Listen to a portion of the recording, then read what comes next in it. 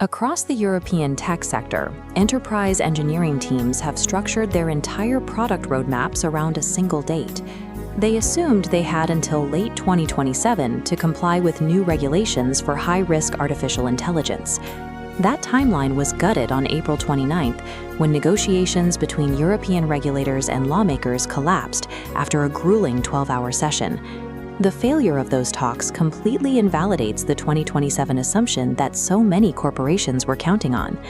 This immediately affects companies in the UK and across Europe that are actively deploying AI into high-risk tech sectors.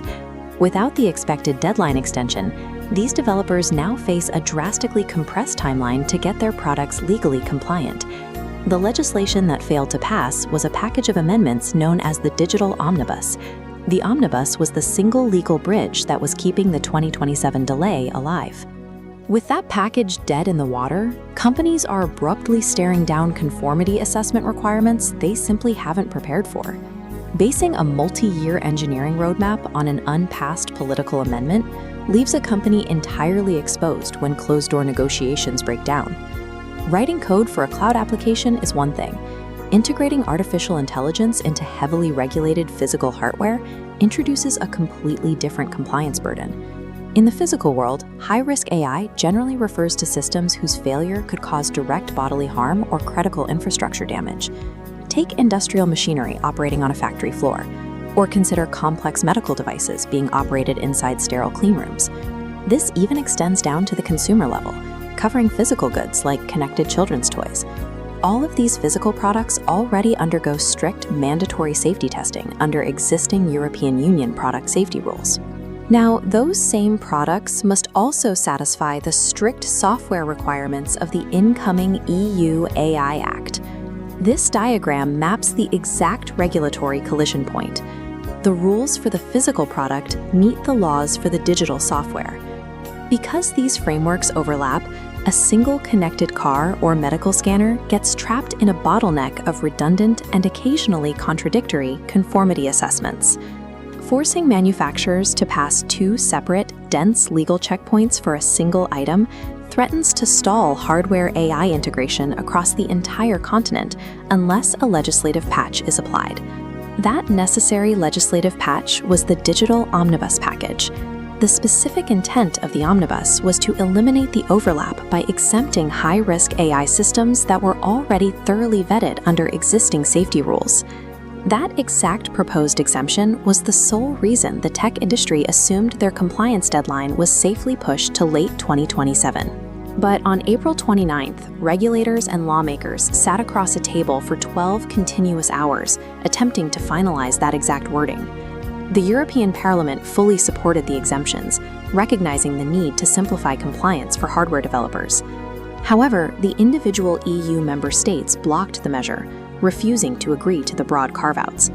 After a full day of debate, a Cypriot official confirmed the absolute impasse. Tech media outlets began reporting the breakdown within hours of the officials leaving the room. A technical compliance fix failed because of broader structural disagreements between member states. It proves that engineering teams cannot rely on political assumptions to manage their launch schedules. Now, the problem leaves the political halls and lands squarely on the desks of enterprise project managers. The International Association of Privacy Professionals has formally noted that corporate boards must immediately split their compliance resources. Companies are now forced into a new operational state, running two simultaneous, directly contradictory compliance calendars.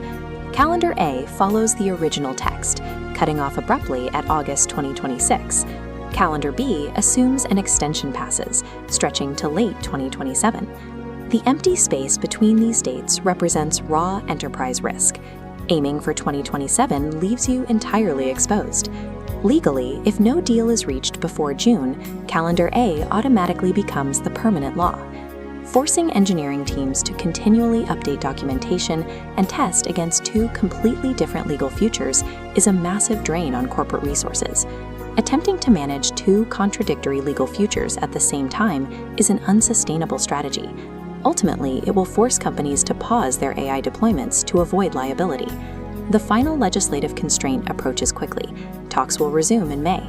That May window is the absolute last chance to secure an agreement before the June cutoff forces the question permanently.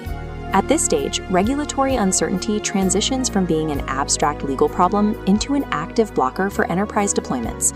Developers operating in highly regulated fields like medical AI, automotive design, and industrial automation will be forced to slow down their operations first. Physical hardware cycles require years of lead time.